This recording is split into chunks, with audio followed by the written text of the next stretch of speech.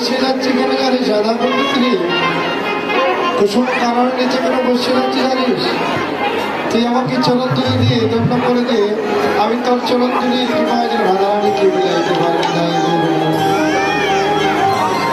চলন তুলি সম্বল করে এবার সুবল চড়ছে চলিলা সুবল জম্ব জলমল ভাবিতে ভাবিতে মনে সুবল এক পা ডানে এক পা বামে দিয়ে এবার চড়ছে।